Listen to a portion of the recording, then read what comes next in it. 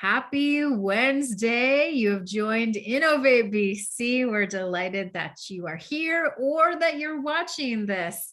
So it is the last I was going to say Saturday. It is, my mind's already on the weekend. It is the last Wednesday of October.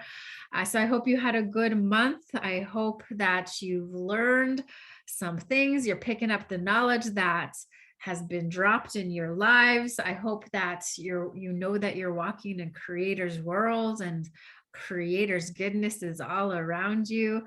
So wherever you are today, I hope you are well. I hope that you're safe. I hope that you walk with peace and ease. So welcome to Candu's Innovate BC. This is just a great opportunity where we can learn, we can be inspired, we can build our own capacity.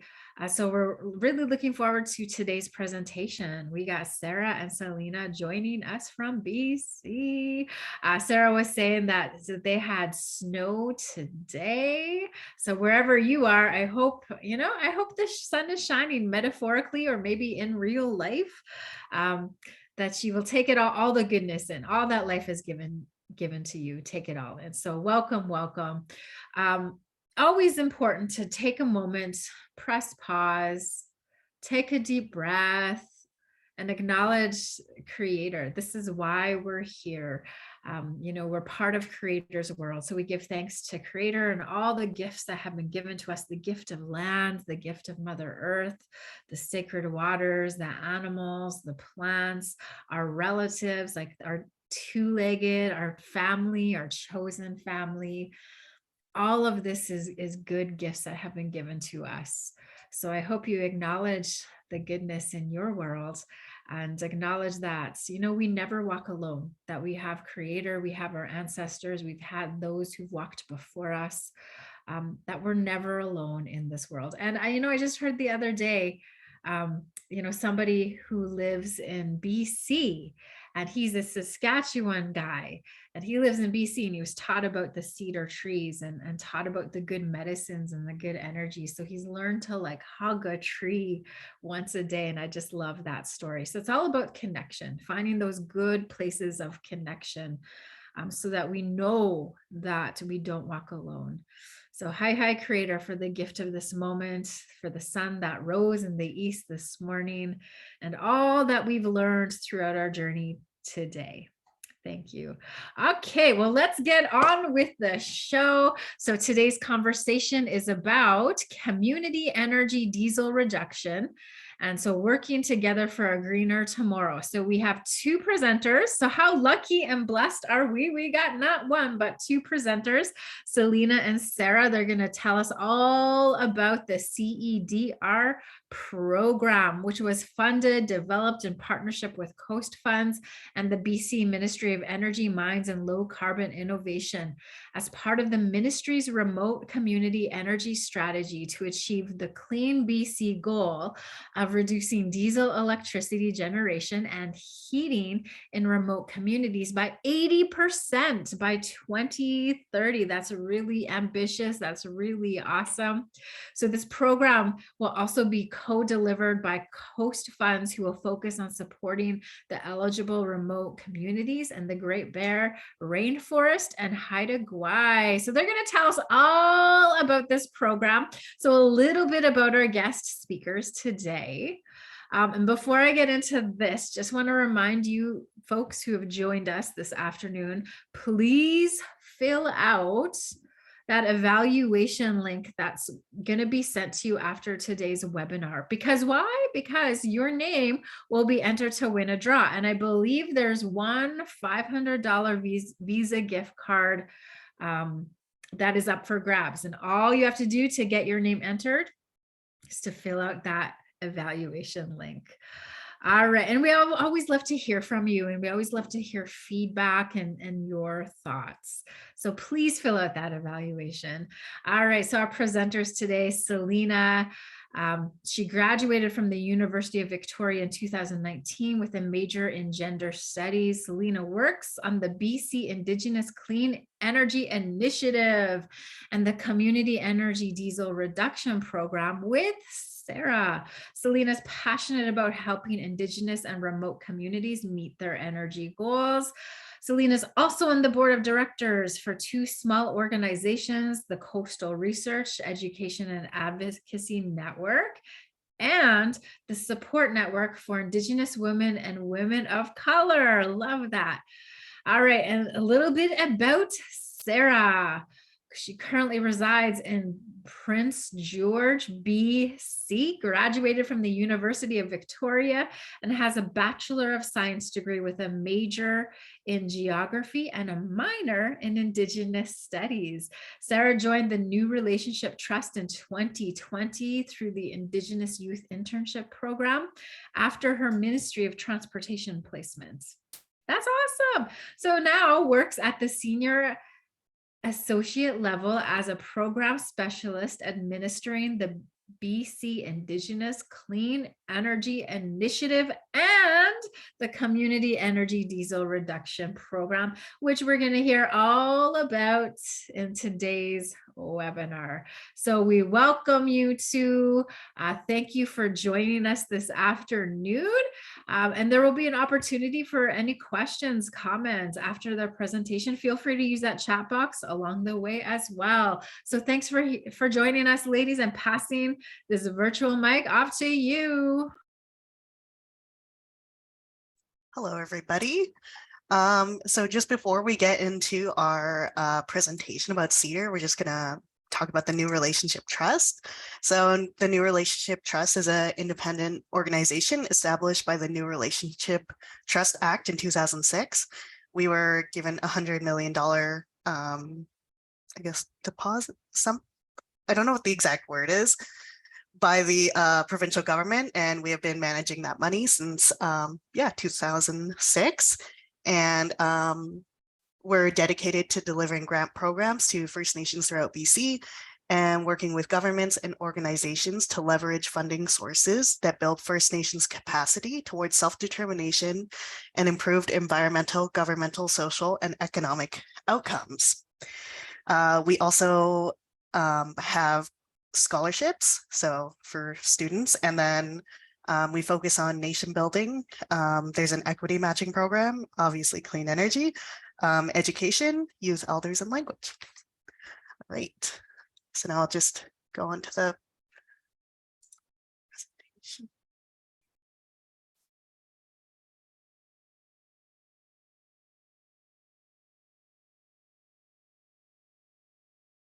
Great.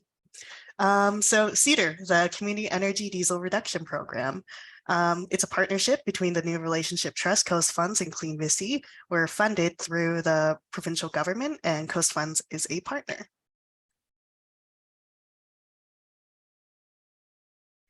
Great, so I'll take it from here. So just a quick overview of what our presentation is going to be like today. We can just move on to the next slide and get right into it. So currently there are 44 remote communities in BC that are dependent on diesel generation for their electricity and heating. 28 of them are serviced by BC Hydro, the electricity utility in British Columbia. And 38 of those are Indigenous nations. However, the majority of the 44 remote communities have majority Indigenous citizenship. 38 are just specifically governed by Indigenous nations. So the majority of the remote communities in BC, which has the largest number in Canada for diesel dependent communities, are Indigenous. Slide. So backing up a few years, the CleanBC Remote Community Energy Strategy is the government of BC's plan as a pathway to a more prosperous, balanced, and sustainable future. So this is a multi-stakeholder initiative to reduce diesel electricity generation and heating in remote communities up to 80% by 2030, while also supporting reconciliation objectives and COVID economic recovery. So through this remote community energy strategy, they decided to put out a call for responses about a year ago at this point for a proponent to take over the program, which is $29 million, and deliver it for them. So when that call for responses came out, many different organizations took note. However, that being said, the two organizations that were Indigenous led, the New Relationship Trust and Coast Funds, were the only ones in that kind of area that were interested. All the other ones were not Indigenous organizations. So in that call for responses, our organizations were familiar with each other, but we never actually had worked together before.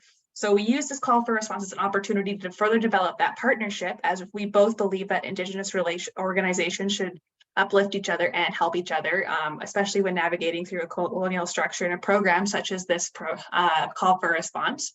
And we decided to partner on this program to co-deliver what is now known as a Community Energy Diesel Reduction Program, or CEDR for short.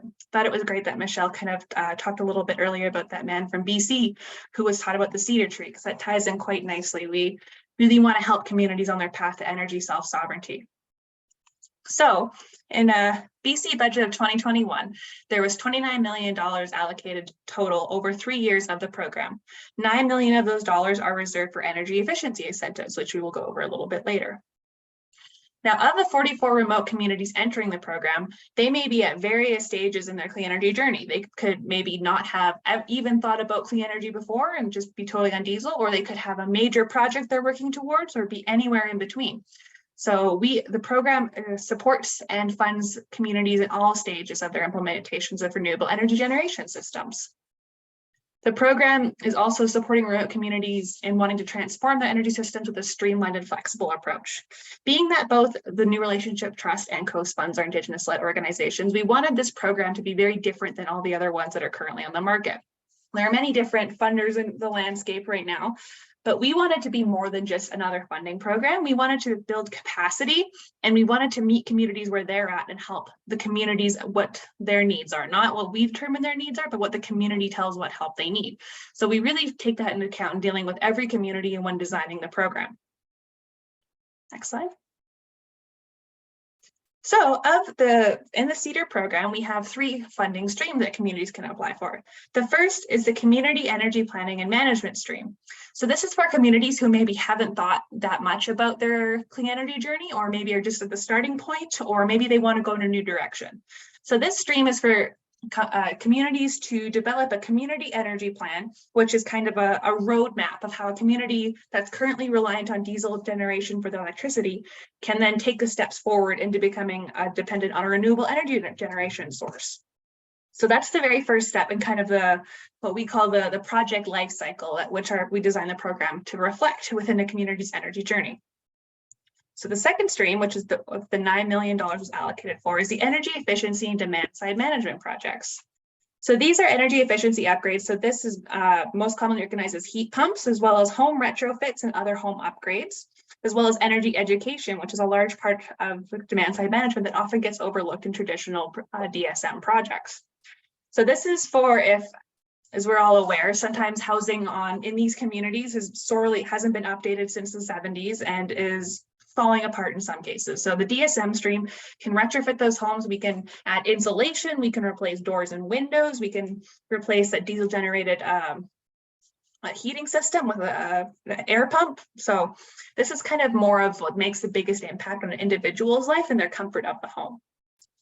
And then finally, we have the renewable energy generation projects, which is kind of the big flashy ones that everyone's aware of. But they don't always have to be big and flashy. Sometimes they're just simply solar panels on a community building so that the community building can rely off solar power instead of a diesel generator.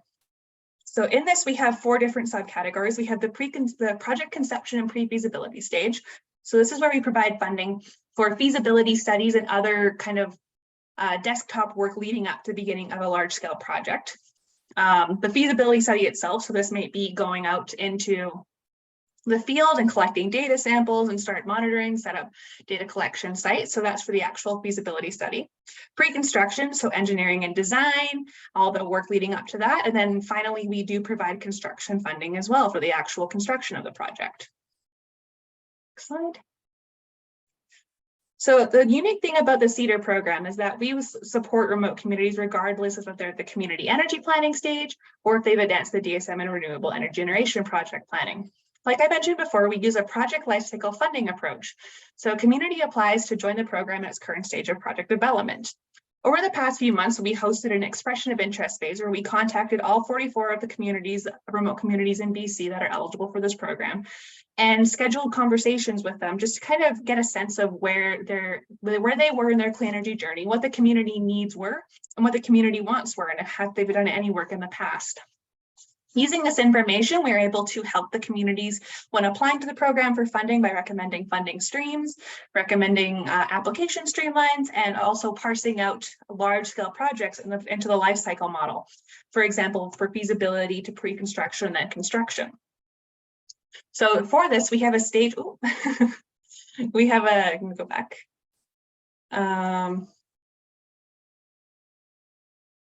Anyways, yeah. All good.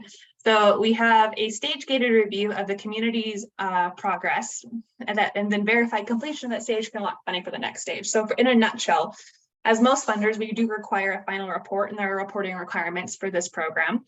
But that final report will be turned into the application for the next stage of their clean energy journey.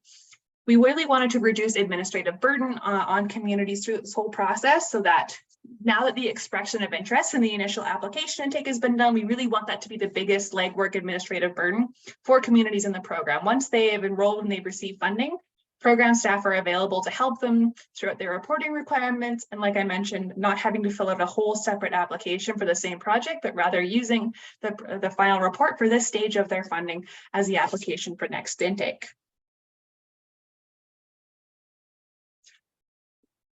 So the enrollment process, like I mentioned, we have 3 different funding streams. We have resources on our website, including a CEP checklist, a DSM incentive amounts, and our funding guide that goes into further detail about what exactly we fund through the program, other various details that may relate to specific projects. We've also created, with the help of industry experts, we solicited lots of advice, a community energy planning checklist. And the thing about community energy plans is that they can be a variety of things. They can be anything the community wants, which can be great, but it can also mean that sometimes predatory contractors come in, swoop in, and they're only interested in the funding availability, and they leave the communities with a plan that isn't actually representative of what the community needs and how to move forward. So like I mentioned, the New Relationship Trust co-funds, as well as the province of BC, contacted many other local experts in the field, and we created a checklist that kind of has everything that an ideal CEP would have, so that a community looking to create a CEP from scratch can reference this checklist when dealing with their contractors to see which of the elements on the checklist relates to them, which elements they want to see on their community energy plan. And it just really used as a resource for a community who may not have the capacity or the experience to do a CEP on their own, so they have to outsource it to a contractor, but then they have a little bit of their own resource and they don't sort of take everything the contractor says to them. So being that this is a provincially funded program, we do have limits for our DSM initiative amounts. So for example, we have a $1,000 limit on the home assessment process and various other things. So that's just kind of part of the eligibility thing. So looking through those documents and through our website can really help communities determine which stream is best for them. So the question from Vince, I see, if there's any First Nation ECDEVs Corps accessing this funding stream. Absolutely there is. So like I mentioned, we have the 44 communities that are eligible for this program, and the organization has to be officially associated with the community, but we have had economic development organizations apply for this funding program through our first intake, and they are eligible as they are associated with the community. Not just anybody and any organization can apply. They do have to have a letter from the community's administration that can often be seen as a band council resolution. But yes, economic development corporations are eligible for this. So moving on, we go into the technical submission. So like I mentioned, we recently held an application intake where communities were invited to submit all their technical documents and a full application depending on their project, where we then solicited, which I will talk about later, industry experts to review the applications and give opinions so that we can move forward to our advisory committee. In addition to all this other support that the CEDR program gives communities, we also have provide the option of project management for community energy planning and DSM projects. So communities will have the option to manage the CEPs and DSM projects themselves if they elect to. However, if they feel they just don't have the capacity or the time, but they want the finished project still, they can contact us, let us know in their application that they are looking for a turnkey solution. And the CEDR program has created partnerships with reputable contractors in the field in British Columbia that we will outsource the work to, so that communities that want the community energy plan, but they don't have the staff to do it, they can still have a community energy plan.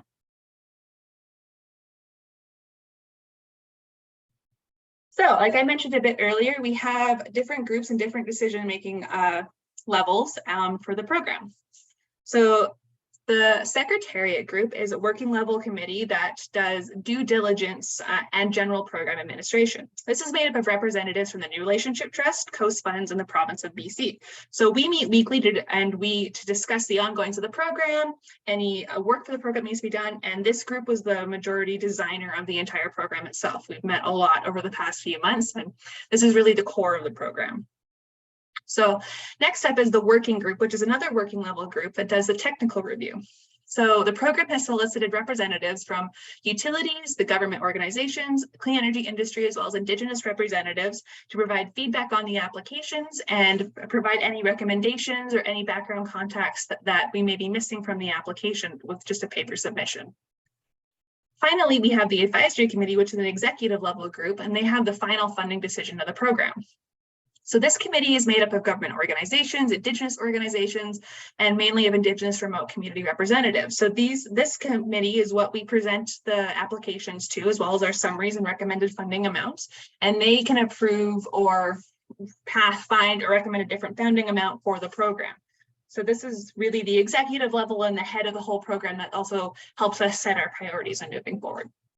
So for priorities, we have examples of funding considerations. So the CEP status. So for example, if a community is brand new to the clean energy industry, they're completely on diesel and they don't have anything in place, but they're interested, we would recommend that they complete our community energy plan stream first before jumping into a multi-million-dollar hydro project. The community energy plan is really the foundation of any community's clean energy journey, as it does provide a roadmap for moving forward, as well as what clean energy generation option is best for the community. We also consider diesel reduction, as this is part of the province's CleanBC strategy, which plans to reduce diesel by 80% by 2030. We do have to look at how much diesel a project will reduce through the project, obviously prioritizing projects for funding that reduce more diesel. Any technical risks of the program is also an issue. We look at, very similar to other funding organizations, we look at what kind of risks a project has. Obviously within inflation and COVID, there's a whole new landscape where, engineering designs and Class A quotes are really no longer applicable. So we kind of look at that to see how viable a project is to move forward. As well as technically feasible, we have an engineer on our secretariat, as well as other in the working group. So we have the ability to make sure that each project is technically feasible and sound before moving forward. And then, as we are both Indigenous organizations, we do want to look really holistically at each application. What socioeconomic benefits is the project going to have on the community? Why is it important to the community? What kind of community consultation do they undergo before pursuing this project? And as well as previous and or other funding. If the project is already funded fully, then we don't need to fund it. Or if there's perhaps a better opportunity for another funding organization to fund a project, then we might pathfind to them. So those are just some of the funding considerations that the advisory committee will look at when assessing projects. So that comes kind of to the end of our presentation. So if it's interested to you, please go to our website at newrelationshiptrust.ca and look at our website, or you can contact me or Selina at any time to ask questions about the program, or eligibility, or anything like that. And yeah, if you want to be on our email list, contact us at our email is cedar@nrtf.ca. But yeah, that's it. Oh, well, thanks so much, Sarah and Selina, for letting us know a little bit about your program. I was like CEDR. I was trying so carefully to make sure I get the acronym right, but it's CEDR. I love that. It's easy. It's simple. Yeah, that's what we wanted. All right. So we just want to take a moment to open the floor. If there's any questions, we'd love to hear from you. but they also gave us their contact information. So please, please, please make that connection, ask those questions, get that ball rolling. I think that's really important. And it doesn't seem to me like there's any questions. Short and sweet. You got to the point. I like it. All right. So notice Selina in there. She puts the link, and then also there's an email. So there you go. All right. Well, it doesn't appear to be any questions or comments. Thank you so much for being here and lending your time, letting us know what's happening with you in this program. Oh, Vince. Okay. So then Vince, just type the questions in the chat box. So Vince has, okay. So you're going to send an email. Okay. You know, I love when we can make those connections for people. We love it. We want to reach this out and really make sure everyone has the full information about this program, because it's so specific to each community. So yeah, we really encourage people to reach out and email us so we can set up further conversations. Awesome. Awesome. So there you go, Vince. There you go. Make that connection. And yeah, I love that. I can email you, Vince, after this if you want. Awesome. Yeah. We look forward to it. Okay. All right. Well, there we go, folks. Short and sweet. You can carry on the rest of your Wednesday. Do something good for yourself. Go for a walk, drink some water, hug a tree. That does feel good to the soul, I must say. So thanks for joining us. It's our last webinar of October. So we'll see you next month. Take care, everyone. Be well.